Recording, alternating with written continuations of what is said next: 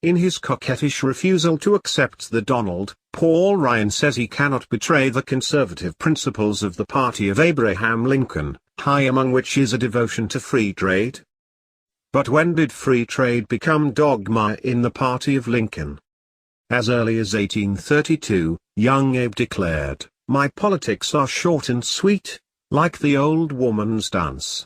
I am in favor of a national bank, and a high protective tariff. These are my sentiments and political principles." Campaigning in 1844, Lincoln declared, "Give us a protective tariff and we will have the greatest nation on earth."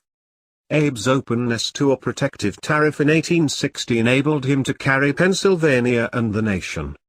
As I wrote in The Great Betrayal, how American sovereignty and social justice are being sacrificed to the gods of the global economy in 1998.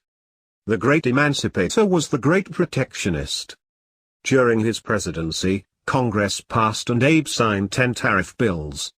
Lincoln inaugurated the Republican Party tradition of economic nationalism.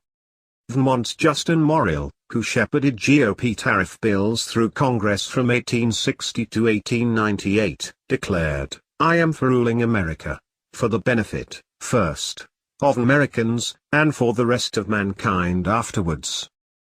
In 1890, Republicans enacted the McKinley Tariff that bore the name of that chairman of Ways and Means and future president. Open competition between high-paid American labor and poorly paid European labor, warned Cong.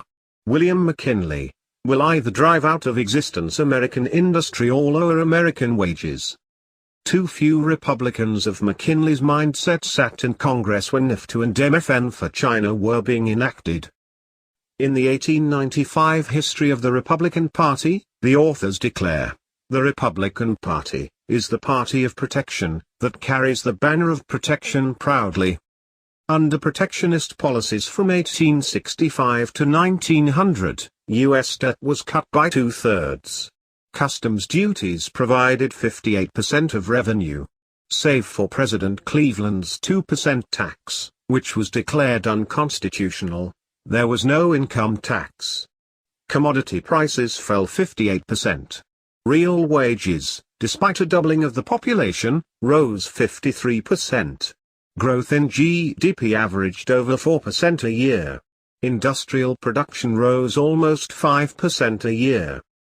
The U.S. began the era with half of Britain's production, and ended it with twice Britain's production. In McKinley's first term, the economy grew 7% a year. After his assassination, Vice President Theodore Roosevelt took over. His reaction to Ryan's free trade ideology? In a word, disgust. Pernicious indulgence in the doctrine of free trade seems inevitably to produce fatty degeneration of the moral fiber, wrote the Rough Rider. "I thank God I am not a free trader." When the GOP returned to power after President Wilson, they enacted the Fordney-Macomber Tariff of 1922. For the next 5 years, the economy grew 7% a year. While the Smoot-Hawley Tariff, signed 8 months after the crash of '29, was blamed for the Depression, Nobel laureate Milton Friedman ferreted out the real perp, the Federal Reserve. Every Republican platform from 1884 to 1944 professed the party's faith in protection. Free trade was introduced by the party of Woodrow Wilson and FDR. Our modern free trade era began with the Trade Expansion Act of 1962. Among the 8 no votes in the Senate were Barry Goldwater and Prescott Bush. Even in recent crises, Republican presidents have gone back to the economic nationalism of their grand old party. With the Brits coming for our gold and Japanese imports piling up, President Nixon in 1971 closed the gold window and imposed a 10% tariff on Japanese goods. Ronald Reagan slapped a 50% tariff on Japanese motorcycles being dumped here to kill Harley-Davidson, then put quotas on Japanese auto imports, and on steel and machine tools. Reagan was a conservative of the heart. Though a free trader, he always put America first. What, then, does history teach?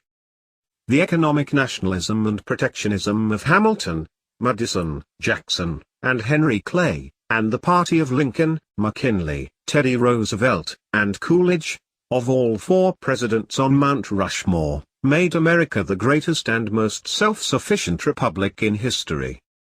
And the free trade, one worldism of Bush I, Clinton, Bush II and Obama enabled communist China to shoulder us aside and become the world's #1 manufacturing power.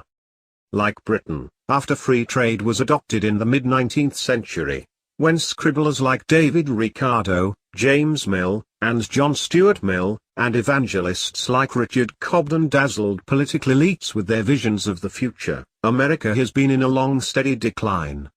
If we look more and more like the British Empire in its twilight years, it is because we were converted to the same free trade faith that was dismissed as utopian folly by the men who made America.